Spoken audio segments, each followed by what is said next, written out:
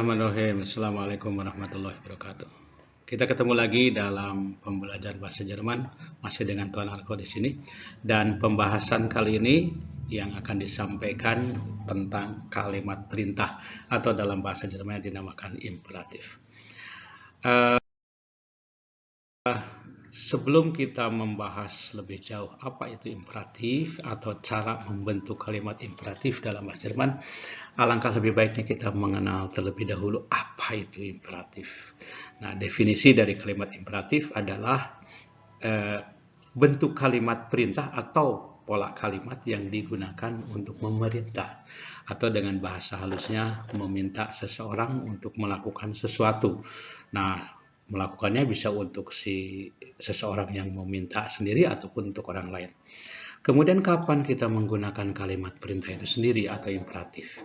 Nah, imperatif seringkali digunakan untuk meminta seseorang melakukan sesuatu atau dalam istilah lain apabila dalam suatu kalimat itu kita tahu ada subjek objek. Nah, dalam hal ini seseorang yang bertindak sebagai subjek memerintah orang lain dalam hal ini objek untuk melakukan sesuatu. Tadi sudah dikatakan dengan bahasa lain adalah memungkinkan orang lain melakukan sesuatu perbuatan karena ada kegiatan yang dilakukan oleh subjek. Berikutnya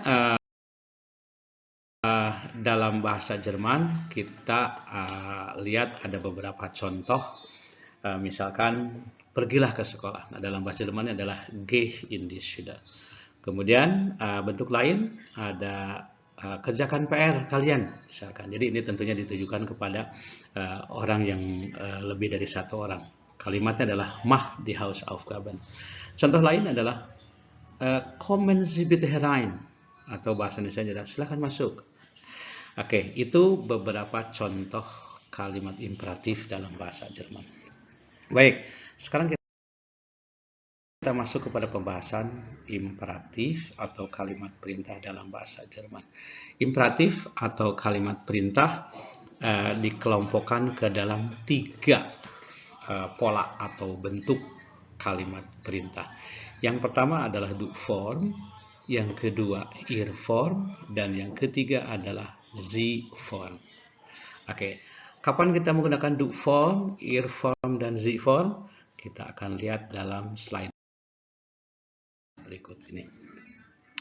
Nah, du form dalam keseharian seringkali digunakan biasanya oleh seseorang, dia menginginkan sesuatu kepada orang lain atau kepada objek, di mana si subjek dan si objek ini biasanya sebaya.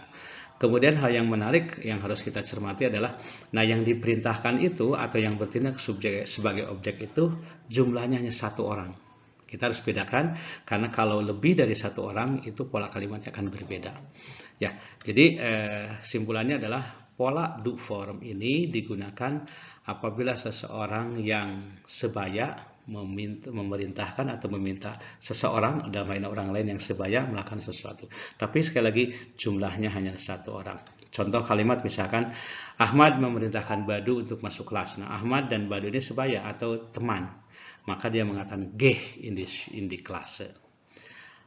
Selain ke seseorang kepada orang lain dalamnya sebaya, memungkinkan juga bahwa yang memerintahkan itu usianya lebih tua dibandingkan dengan yang diperintahkan. Atau dengan kata lain orang tua kepada yang lebih muda. Contoh lain misalnya guru kepada murid, orang tua kepada anaknya. Contoh, Tuan Schroeder menyuruh Adi mengerjakan PR. Maka pola kalimat imperatifnya adalah mach die Hausaufgaben. Nah, itu contoh untuk du form. Berikutnya, tadi sudah saya katakan apabila ada seseorang sebaya atau seusia atau orang tua kepada yang lebih muda yang memerintahkannya hanya 1 orang. Nah, bagaimana kalau yang diperintahkannya itu lebih dari 1 orang? Nah, untuk yang diperintahkan lebih dari 1 orang, pola kalimatnya dalam bahasa Jerman menggunakan pola ir form. Ya, jadi pola ir form ini digunakan apabila seorang subjek menginginkan orang lain yang sebaya atau mungkin lebih muda dari usianya untuk melakukan sesuatu. Tapi yang harus dicermati adalah jumlah yang diperintahnya lebih dari 1 orang. Contoh, Ahmad memerintahkan Bunga dan Badu, nah Bunga dan Badu kan lebih dari 1 orang, untuk masuk kelas. Maka kalimatnya adalah get in the class. Sedangkan contoh yang lebih tua kepada yang lebih muda, misalkan Tuan Schroeder menyuruh Adi dan Anti mengerjakan PR. Mach die Hausaufgaben. Mohon diperhatikan penggunaan kata kerja yang digunakan. Mohon diperhatikan penggunaan kata kerja dalam kalimat imperatif tersebut. Oke, nanti kita akan bahas lebih lanjut lagi. Berikutnya adalah pola Z-form. Oke, kapan kita menggunakan Z-form? Kalau tadi yang ke-1, ke-2 itu kepada teman yang sebaya atau dari yang lebih tua kepada yang lebih muda, baik jumlahnya 1 orang ataupun lebih. Kalau Z-form ini kebalikannya, biasanya dari yang lebih muda kepada yang lebih tua. Pada jumlahnya terserah, bisa 1 orang, bisa lebih dari 1 orang. Nah, jadi untuk imperatif pola Z-form digunakan apabila seseorang dalam subjek menginginkan orang lain, dalam hal ini objek, yang usianya lebih tua atau yang kita hormati untuk melakukan sesuatu. Catatan sekali lagi bahwa jumlah yang diperintahkannya bisa 1 orang ataupun lebih. Contoh, Ahmad meminta Tuan Schroeder mengulangi penjelasan tentang kalimat imperatif. Maka pola kalimatnya adalah wiederholen Sie bitte das Imperativ. Ada hal yang menarik dalam imperatif atau pola kalimat imperatif dalam bahasa Jerman adalah di mana kata kerja itu posisinya selalu di depan dan diakhiri dengan tanda seru.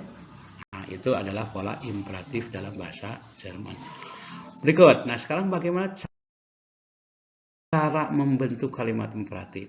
Nah, pada kesempatan kali ini kita hanya akan membahas bagaimana cara mengubah kalimat berita kepada menjadi kalimat imperatif. Jadi kita akan belajar dari sesuatu yang sudah kita pelajari dulu. Apa yang sudah kita pelajari? Itu adalah kalimat berita atau dalam bahasa Jerman Aussagesatz, dalam bahasa Inggris adalah statement. Nah, bagaimana kalau kita ubah kalimat berita tersebut menjadi kalimat imperatif? Oke, pola yang pertama du form. Contoh ada kalimat berita atau kalimat pernyataan du gehst in die Schule. Kamu pergi ke sekolah. Nah, bagaimana cara mengubah kalimat berita ini menjadi kalimat imperatif? Langkah yang harus kita lakukan adalah kita menghilangkan akhiran dari konjugasi kata kerja dan subjek kalimat tersebut. Akhiran kata kerja dalam kalimat ini adalah st dan subjek kalimat berikut atau tersebut adalah do. Maka bila kita mau mengubah kalimat berita ini di kalimat imperatif, kita tinggal menghilangkan akhiran st dan do pada kalimat tersebut. Maka akan muncul kalimat baru geh in die Schule. Tolong diperhatikan bahwa ciri khas dari kalimat imperatif itu ada tanda seru di bagian akhir. Jadi salah satu ciri kalimat imperatif adalah ada tanda seru di bagian akhir. Berikut, bagaimana cara membentuk earform? Lagi-lagi kita akan belajar bagaimana cara mengubah kalimat berita menjadi kalimat perintah. Langkahnya hampir sama, di mana kita tinggal menghilangkan akhiran dari konjugasi kata kerja dalam kalimat tersebut dan subjek kalimatnya. Nah, akhiran kata kerjanya adalah t dan subjek kalimatnya adalah ir. Kalau tadi do dihilangkan akhiran st dan subjeknya do, nah untuk earform yang dihilangkan adalah hanya subjek kalimatnya saja atau dalam hal ini irnya saja. Oke, maka akan muncul kalimat geht in die Schule. Berikut untuk yang terakhir untuk pola Z-form. Kalau tadi untuk do dan ir ada bagian yang dihilangkan, untuk yang Z-form tidak ada dihilangkan satupun. Oke, subjek kalimat tetap ada, predikat tetap ada. Hanya untuk membedakan antara kalimat perintah atau imperatif dan kalimat berita adalah posisi subjek dalam kalimat berita tersebut dipindahkan ke setelah kata kerja.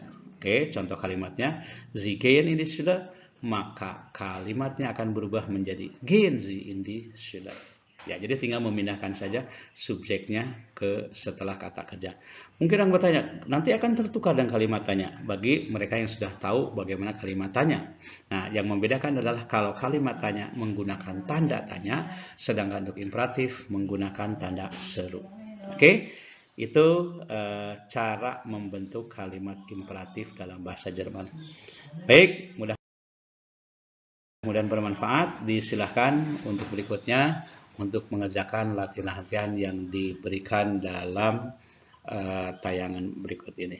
Ya, ada beberapa soal, disilahkan untuk dikerjakan dan mudah-mudahan bisa bermanfaat. Kita akan ketemu lagi dalam pembahasan bahasa Jerman yang berikutnya. Terima kasih. Assalamualaikum warahmatullahi wabarakatuh.